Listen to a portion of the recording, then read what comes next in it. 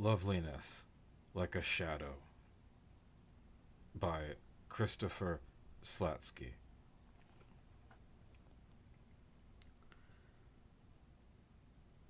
The face had spread across a wider section of the wall.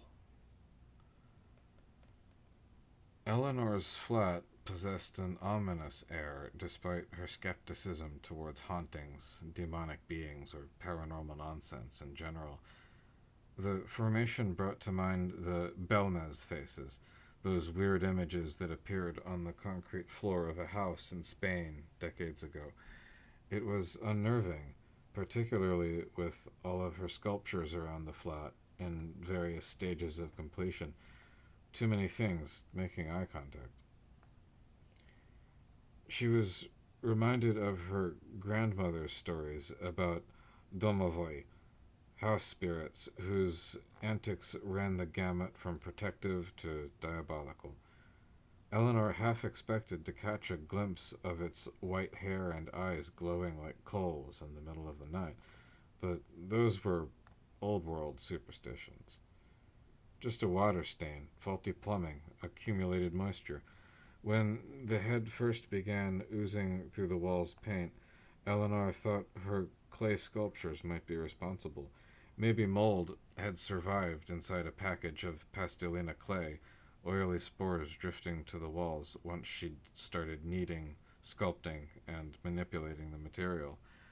When the handyman found a leaky pipe and repaired it, she assumed the real culprit had been found. But that didn't seem to be the case. The flat's plumbing probably went back to the Victorian era. Must be another old pipe buried somewhere deep within. This is what you get for packing it all in, jetting off to London to slum in your art studio, bohemian lifestyle, living the expat dream. The stain was more pronounced this morning. A definite chin, full lips, prominent brow, deep splotches of darkness for eyes, a welter of hair. On one side of the mouth hung lower, a slack-jawed quality that suggested advanced age more than any decreased intellectual capacity. The countenance was gaunt, furrowed cheekbones, and a square jaw gave the impression of tight skin over delicate bones. It bore a vague similarity to her sculpture's faces. "Seeing shit in clouds that ain't there," Eleanor said. A dismissive attitude did little to lessen her grim mood. She'd tried to scrub the mess away when it first appeared, but only managed to smear gray sludge across the cream-colored walls. The face was back by that afternoon. So much for getting her tenancy deposit back. Nothing had gone according to plan. Every attempt to better her life had resulted in something of equal or greater importance being ruined. Why should this be any different? Nearly a year had gone by, and Eleanor was still licking her wounds from the divorce. Marriage struck down by irreconcilable differences at the ripe old age of 35. She wanted a child, but Joel refused to allow any obstacle to impede his ascension up the corporate ladder.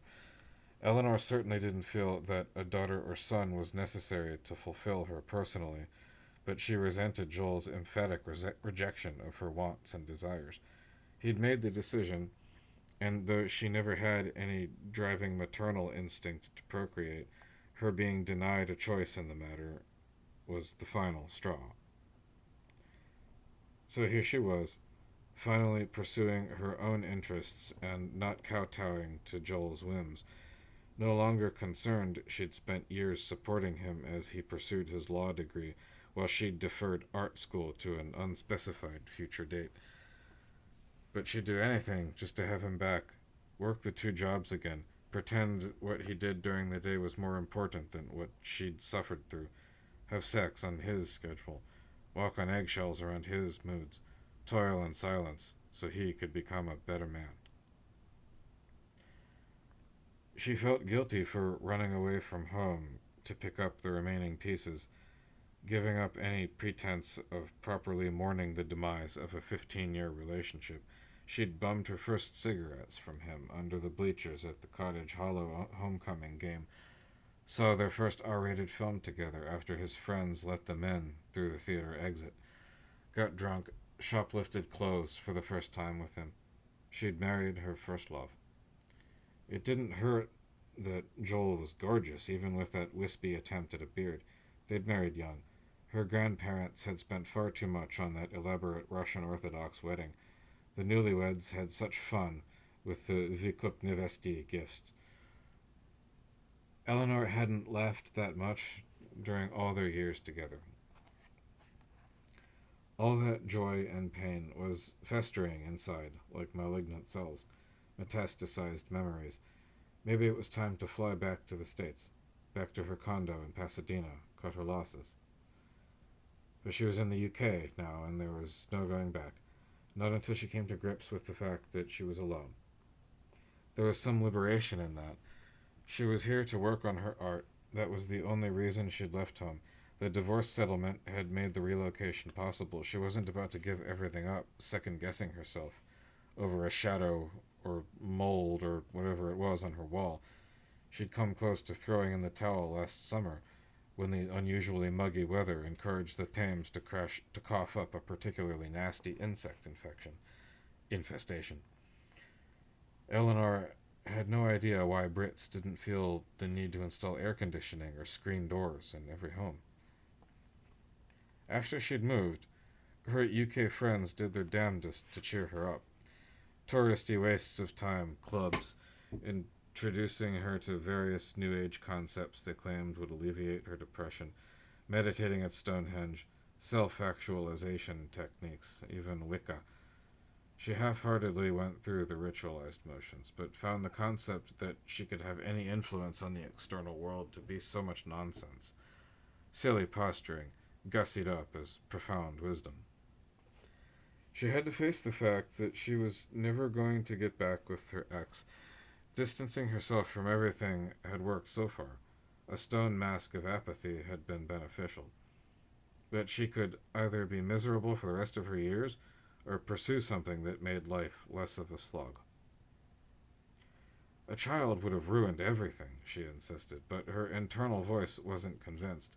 She wasn't sure if she was undecided due to a sincere desire to raise another human being, or an obstinate opinion derived solely from her wanting to defy Joel in the only way she was capable.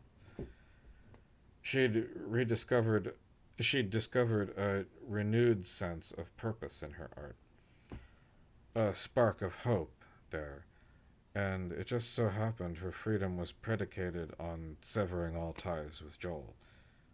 Such were the vagaries of life. After a week of persistent social network messages, Eleanor finally accepted her friend Lydia's invitation to a gallery showing in Soho. Several artists were scheduled to attend, but Eleanor was mostly looking forward to Vashti's participation. Vashti was phenomenal. Eleanor felt a visceral thrill when she'd first explored Vashti's art online. Her sculptures tackled controversial issues. When conception began, how consciousness is predicated on the physical brain encased in a physical head with distinct features. Fetus-shaped blobs of clay with adult-sized craniums. Faces sculpted from soft earth that gave the objects an ontogenical quality. Scalps adorned with flowing manes of real human hair. Sculpture was clearly her calling, her faith, her very purpose. Vashti's creations were designed to confuse and outrage and elicit arguments, and judging by the comments on the site, she'd done that and more. Eleanor ran her forefinger across the smooth lips of her most recent clay model. Nothing as skilled or interesting as Vashti's work, no comparison, just another face. She'd no idea whose it was, but this stranger insisted it take form beneath Eleanor's hands every time. Again and again. The clay sank slightly under her touch. Organic. The lack of a pulse seemed a mistake. Self-hardening clay should firm up soon enough. Someone was crying next door. Eleanor looked out the flat's only window. Her building was separated by a narrow brick alley, the sole resident a fox living off of leftovers from the bins. The presence of such a creature was endearing, more romantic than the feral opossums and raccoons she encountered back in the U.S. Only 2 meters separated her window from the window of the other flat. As usual, the tenants' lights were off. Eleanor had seen the woman a handful of times since she'd moved in, but only during the day, coming and going on her errands. The flat was always pitch black at night.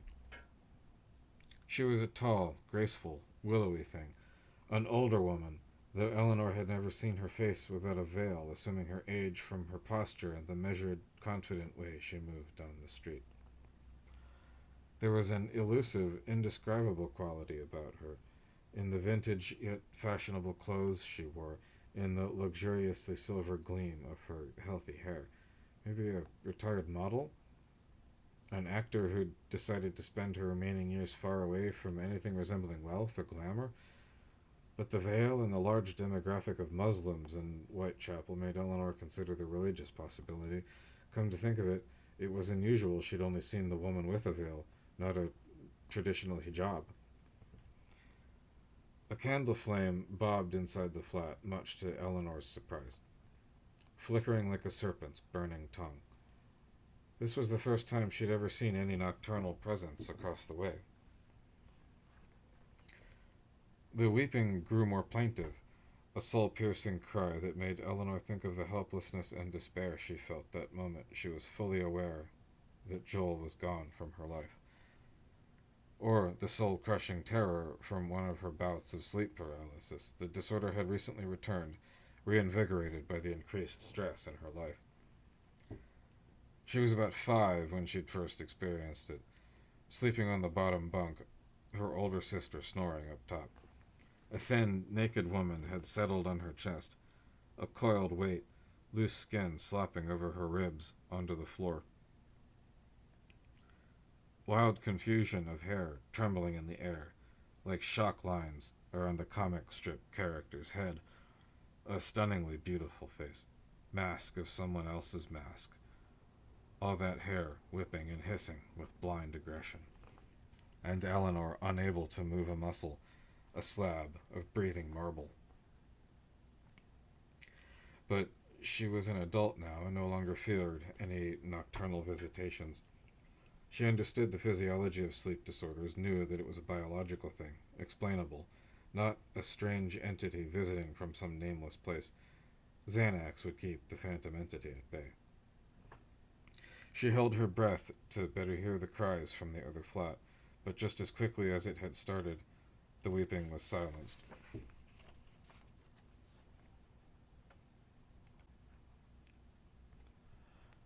Eleanor had lunch with Lydia, then swung by Sainsbury's on the way back home. She was glad to be in and out of the grocery store quickly. The place was a crowded madhouse, a sea of faces all blending together into a uniform expression of dumbfounded petulance and irrational rage. Cold granite, moronic countenances. Her shopping trolley was jostled by the tiniest of obstacles on the rutted sidewalk. Grocery bags rustled, glass clinked. London's aging infrastructure was often in the back of her mind, as was the recent spate of exploding pavement, a consequence of worn electrical cables bursting underground when it rained. All those kilometers of passages down there to facilitate the sewage systems running into Battersea for processing. So many transportation tunnels allowed countless possibilities for disaster underfoot. The mysterious neighbor's front door was ajar. She must be home, then. Hadn't Eleanor been living here long enough for introductions? Sure, Londoners were more private than tourists from the States, and Eleanor risked stepping over politeness into ugly American territory, but it would be rude of her not to officially greet a neighbor. She left her trolley on the sidewalk and knocked on the door. Nobody answered. She tilted her head to the door's gap. Nothing. No voices or footsteps, no sound or movement whatsoever. Hello? I'm your neighbor, Eleanor. You left your door open. Silence. Eleanor entered the dim flat. It was completely unfurnished. No pictures on the walls, no gewgaws adorning the windowsill where she could see into her own home a meter away. She felt as if she were retracing her steps, going back over ground already covered. But that couldn't be the case. She'd never been in this flat before. She opened one of the two closed doors. It was a bathroom. No toiletries or towels. Even the toilet paper dispenser was empty. She closed the door and went to investigate the other room. The wood floor creaked in protest when she stepped inside. The ceiling was high and narrow, the room longer than expected. A tall, thin window at the end allowed enough gray light to enter for Eleanor to see that the walls were decorated with various shades of small, oval patterns. Wallpaper even covered the ceiling. A train rattled by on the Hammersmith line, its lights brightening the room briefly. The wall's ovals had blonde and black hair. Some wore glasses. The wallpaper wasn't decorative. Thousands of photo booth snaps and passport pictures. Just the faces stapled and glued to every available surface. Strangers looking down, frozen like stone busts in an abandoned gallery. They even covered the back of the door. Eleanor instinctually averted her gaze from the cutout heads. A small box sat in the corner of the room. She'd known the box would be there, but that couldn't be. There was no way she could have known. She removed the lid. It was filled with mutilated photos, driving licenses, passports from various countries. She stuck her fingers inside, moved the clipped papers and bits of plastic around. There was something at the bottom. She pulled out a journal, then another, some with burgundy faux leather covers, others black and tan or shiny red plastic. She riffled through one. It was in French, another in Japanese. She was quickly becoming uncomfortable with all of this. She placed them back in the box, at the bottom, beneath everything. On a whim, she reached back in and withdrew a glossy mauve journal. She opened it to a random page. 4th November. I write this knowing that if you haven't already had a butcher's at what's hanging from the attic's rafters, you will soon enough. I can only imagine your expression. Maybe a spot of exasperation at not being able to identify just what it is, mingled with curiosity over how something that size managed to crawl all the way up there. I know you're all impatient, chivy along types, and I've refrained from complaining about that particular trait over the years. I'll keep this brief. It's time to burn bridges, and I mean to do so in a spectacular fashion. I do intend to let the cat out of the bag. Well, not a cat exactly, is it? Eleanor heard sobbing. The exhausted, hopeless cry of someone who'd lost everything that mattered. Hysterical yet constrained gasps that spoke of death and love.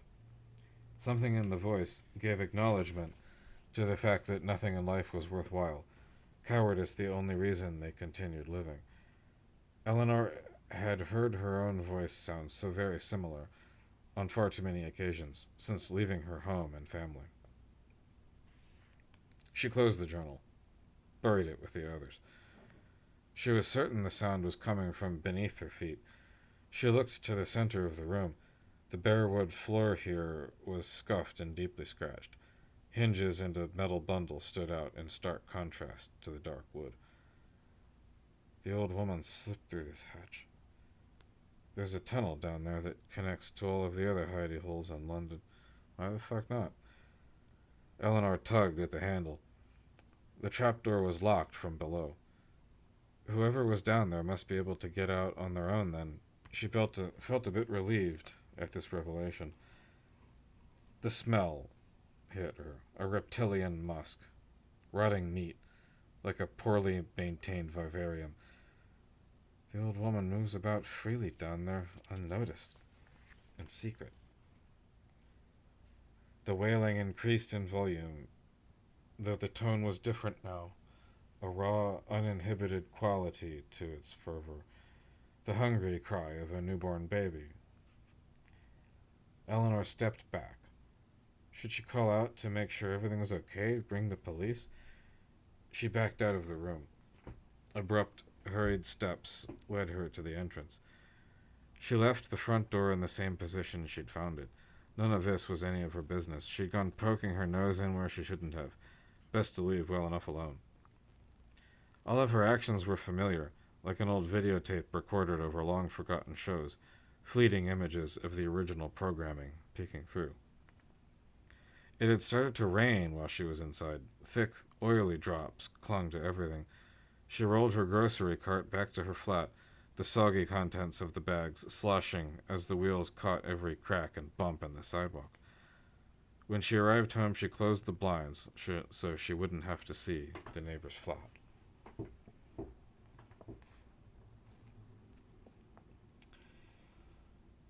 The pattern had acquired Eleanor's distinct chin and subtle shape of her forehead, yet retained the sunken black blemishes where eyes should be. It looked as if it had been intentionally sketched by a child with charcoal-powdered hands, slapping their palms against the wall, wiping shadows across the surface. A trickle of moisture had further distorted the visage, lengthening it into a wedge shape, not unlike a snake's head. The hair was vibrant, growing further up the wall and across the ceiling.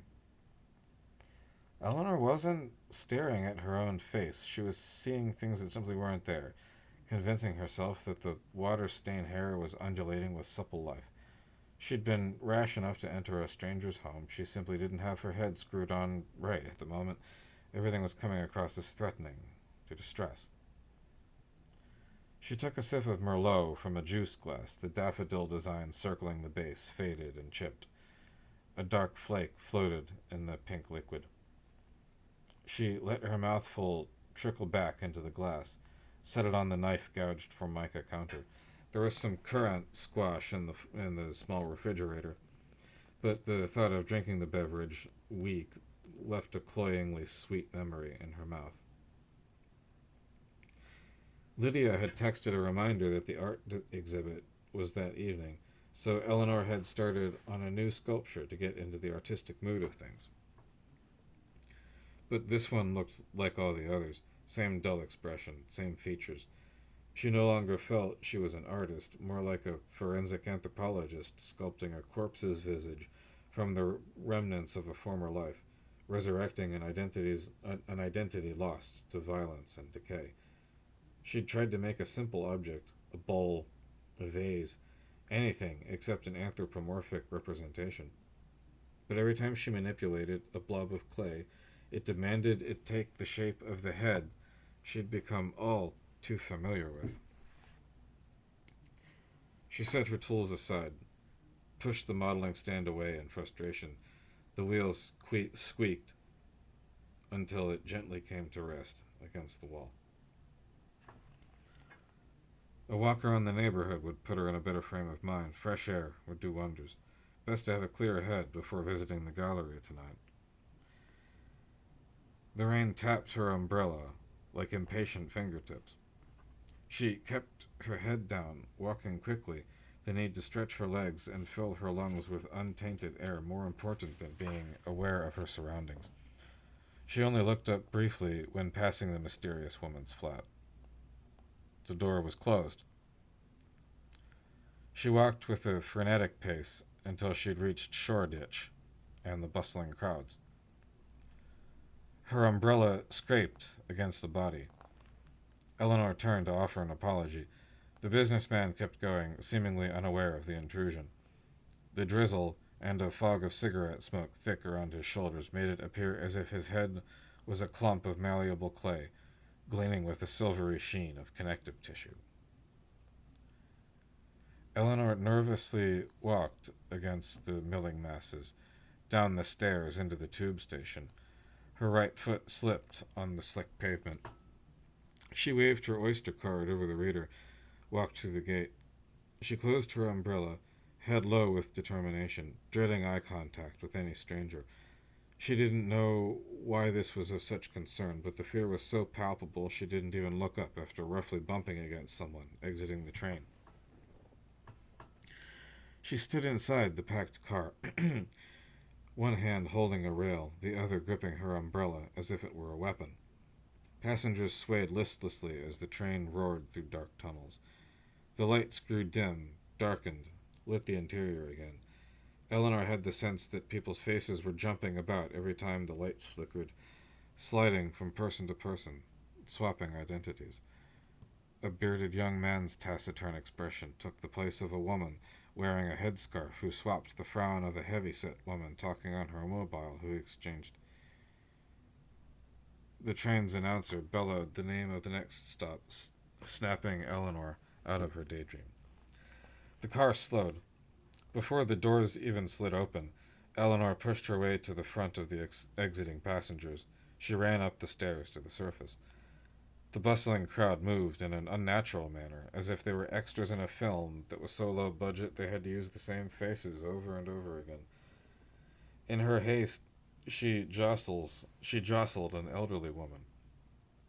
She stumbled to the ground despite Eleanor's desperate attempt to slow her fall. Mortified, she moved to help her up. It must have been the adjacent fish and chip shop's blue-green fluorescent lights molding the woman's waxen forehead, cheeks and mouth into something soft. The gray hair uncoiling from her bun only accentuated the impression her skull was indented where she'd pressed up against the cash point machine. The woman raised her runny face and croaked a word that sounded more like a tarry bubble bursting than a coherent phrase. Eleanor apologized profusely, but the old woman didn't respond. She regained her composure, wobbled to her feet, moved along. The dull, acne-pocked face of the chip shop's cashier stared at her from behind the window, a hazy oval, like a splotch of grease. A panic attack. What else could account for the commuters changing into a stone-headed mob before her eyes? What other reason could there be for their faces congealing into stony visages? Frozen mono-identities, manufactured statues, an assembly line of us all. Anxiety and an artist's imagination. Guilt over trespassing and snooping in an old woman's home. That explains everything. Everything. Eleanor opened her umbrella and walked back to her flat as fast as she could on the slick pavement without risking a fall.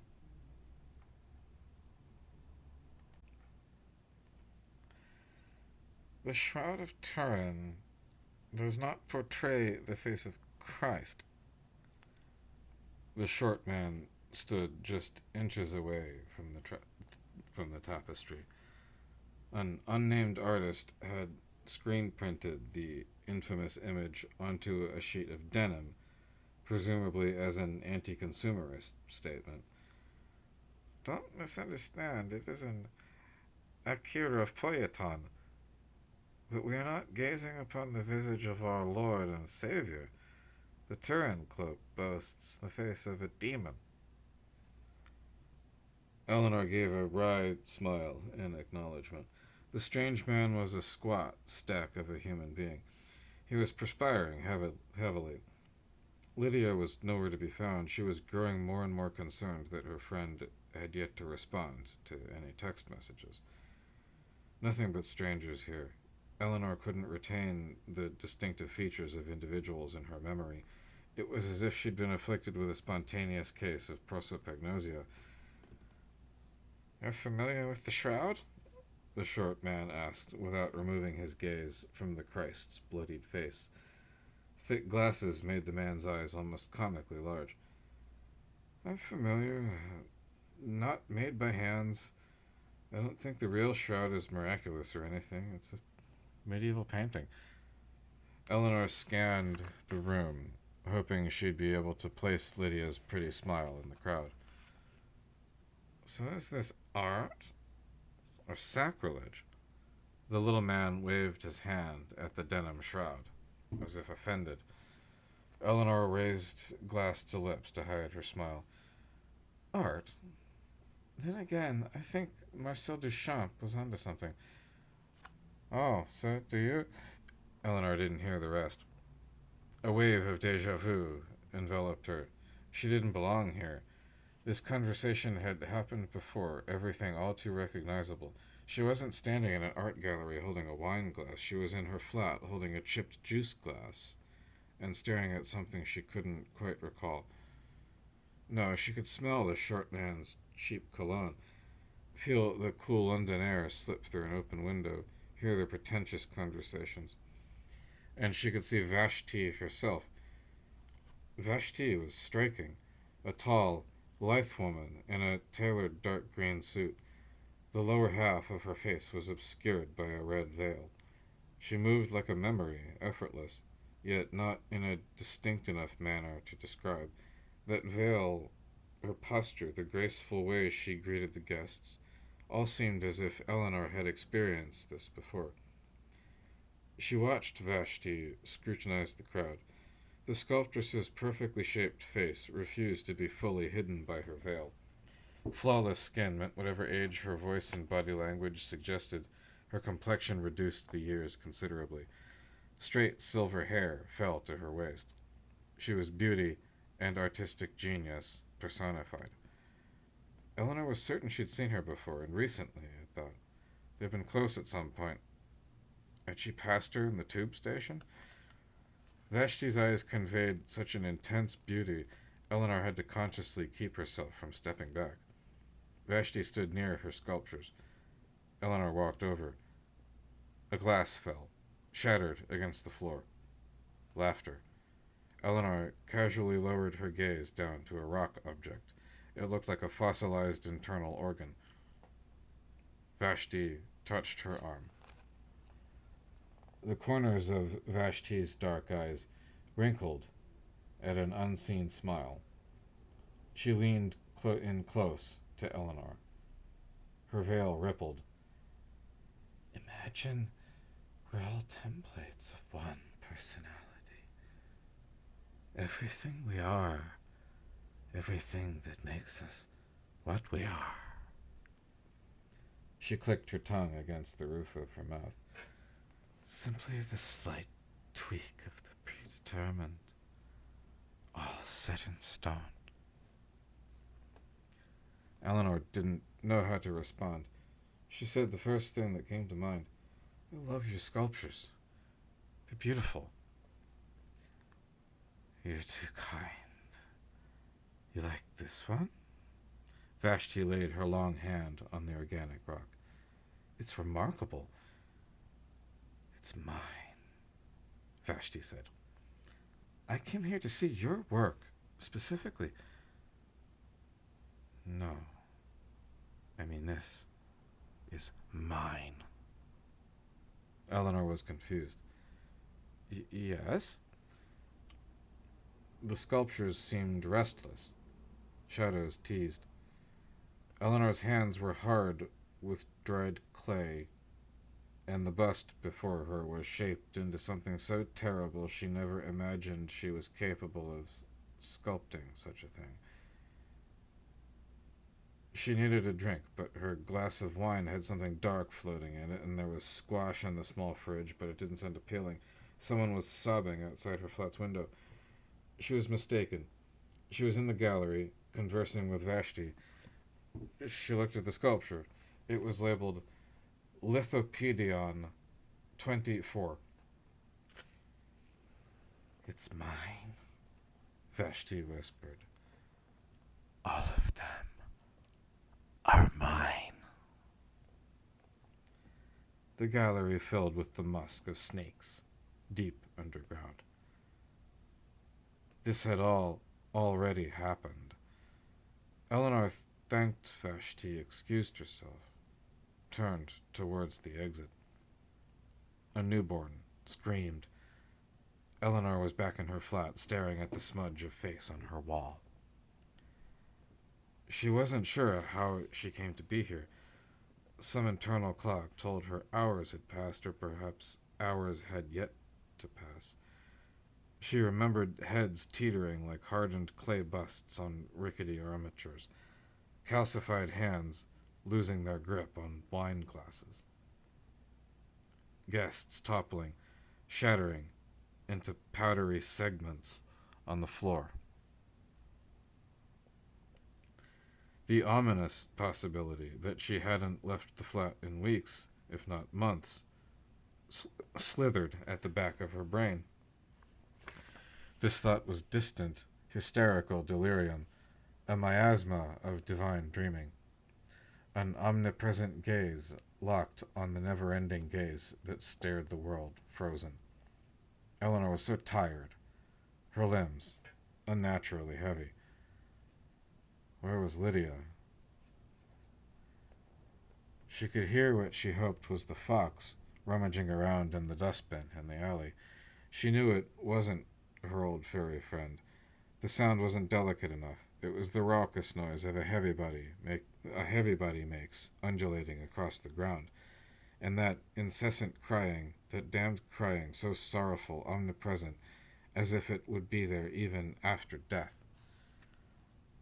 How long had she been there in her flat? Why was she so thin? Why was she so ravenous? She'd closed the blinds when she'd left earlier. Someone had opened them.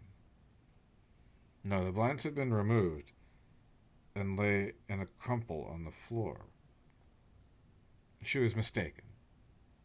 The window was gone. A gaping hole connected her flat to the alleyway to the neighbor's sparse flat, and the drapes were coiling around and over themselves in humps, forming a torso that rose and tampered into a terrible yet delicate face, perched daintily up top, like an obscene ornament. The face was no longer wearing a veil. She spoke in a lovely voice. I am the sorrow of beauty. Eleanor didn't have to glance at her sculptures to know that they all wore her own countenance. She looked to the face stain on the wall. It was as if she were looking into a mirror. All I ever dreamed of was to be the one to determine how to attain happiness. She inhaled before her lungs were fully ossified, exhaled before her body became too stiff to speak. If my heart turns to stone, I won't feel it shatter. She managed a wan smile. The stain smiled back.